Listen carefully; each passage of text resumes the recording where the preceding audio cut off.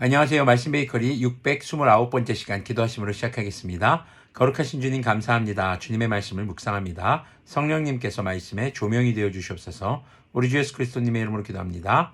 아멘. 네, 오늘 보실 말씀은 전도서 5장 1절에서 9절까지의 말씀입니다.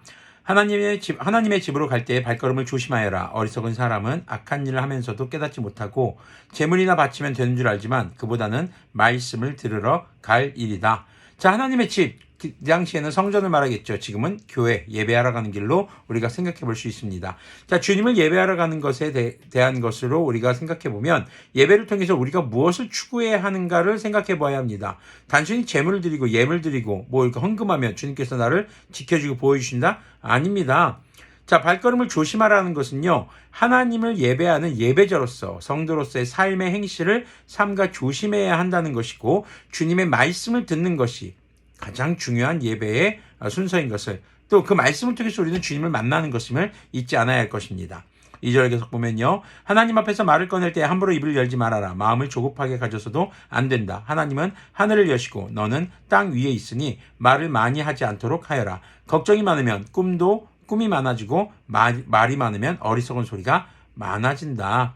자, 하나님께 기도할 때에 조급한 마음을 가지지 말고, 또 꿈이 많아진다라는 것은 걱정이 많아지기 때문이라고 지금 얘기하고 있거든요. 그래서 너무 우리의 말을 많이 하는 것보다는 기도도 사실은 우리가 필요한 거, 일용할 양식 구하는 거 아주 좋습니다. 나쁜 거 아닙니다. 그러나 기도에 있어서 중요한 것은 우리가 주님의 음성을 들을 준비가 되는 것이 굉장히 중요한 것임을 생각해 볼 수 있는 구절이 될 것입니다.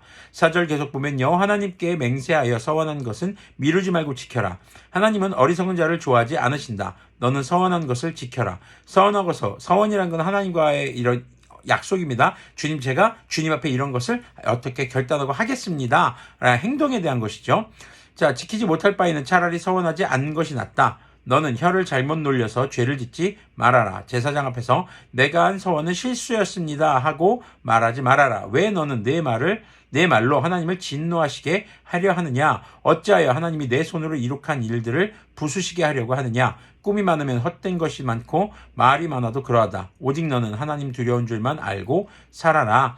자, 서원한 것은 반드시 지킬 것을 강조하고 있습니다. 서원했다고 해놓고 그것이 그 당시에 제가 실수한 겁니다 라고 말하는 것은 주님을 진노하게 하는 것이라고 솔로몬은, 바로 전도자, 지혜자는 우리에게 가르쳐주고 있는 것이죠. 8절 9절 보면은요, 어느 지방에서든지 가난한 사람을 억압하고 법과 정의를 짓밟아도 너는 그것을 보고 놀라지 말아라. 높은 사람 위에 더 높은 이가 있어서 그 높은 사람을 감독하고 그들 위에는 더 높은 이들이 있어서 그들을 감독한다. 한 나라에서 가장 소중한 것은 왕이다. 왕이 있으므로 백성은 마음 놓고 농사를 짓는다. 자, 이것이 어떤 특정 정치 제도를 옹호하는 것으로 보아서는 안 됩니다. 다만 어떤 정치 제도이든지 억압하는 자와 학대받는 자가 존재한다라는 것을 말해주고 있는 것을 우리가 볼 수 있을 것입니다.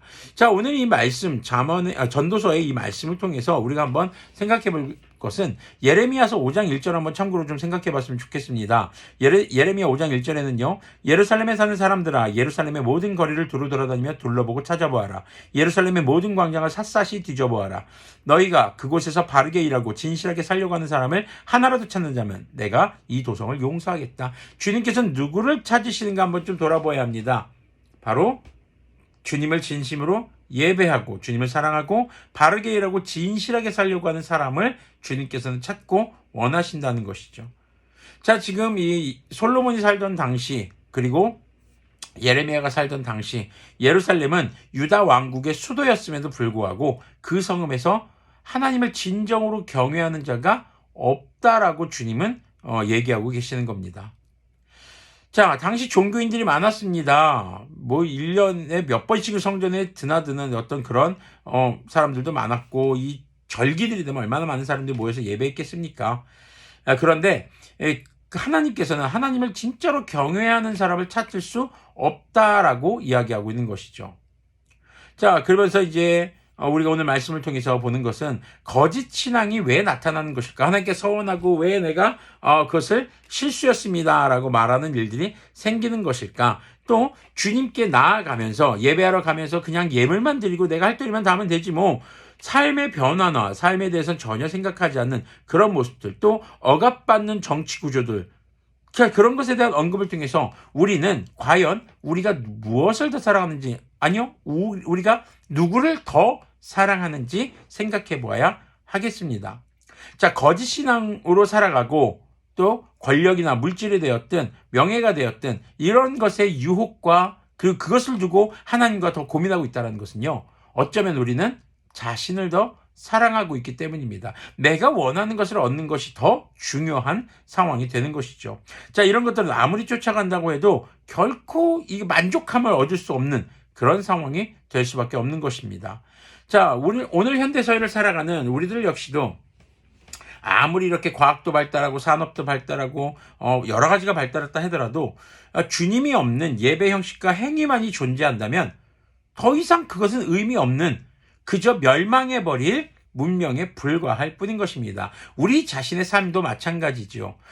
열심히 살아갑니다. 무엇을 열심히 모으고 이루기 위해서, 아니면은 내 자신의 지금 삶을 플렉스하고 즐기기 위해서 살아갈 수 있습니다. 그러나 하나님을 더 사랑하지 않고 다른 것을 더 사랑하고 나를 더 사랑한다면 결국에는 그것은 헛된 것에 불과할 뿐임을 우리가 기억해야 할 것입니다. 자, 수가성 여인의 이야기를 이야기하면서 마무리하도록 하겠습니다. 수가성 여인, 사마리아 여인이죠. 목말라 하는 여인이었습니다. 그때 주님께서 뭐라고 하셨습니까? 바로 신령과 진정으로 예배할 때가 온다라고 강조하셨습니다. 자, 세상의 모든 정치제도, 경제제도 헛될 뿐입니다. 정말 거기에 이상적인 것은 없습니다. 다만 하나님을 진정으로 경외하고 이웃을 사랑하는 그 사람만이, 하나님을 더 사랑하는 사람이 그 모든 정치, 경제, 제도의 문제점의 해결책이 될 수 있는 것임을 우리가 기억했으면 좋겠습니다. 여러분들은 누구를 더 사랑하십니까? 기도하겠습니다. 거룩하신 주님 감사합니다. 주님, 우리의 삶이 나보다 우리 주님을 더욱더 사랑함으로 이 땅에서 진정한 삶의 의미를 발견하고 찾아갈 수 있도록, 그렇게 주님께서 이루실 완성된 구원에 참여할 수 있는 우리가 되도록 긍휼을 베풀어 주시옵소서. 우리 주 예수 그리스도님의 이름으로 기도합니다. 아멘. 네, 나보다 세상보다 주님을 더 사랑하는 우리가 되기를 소망합니다.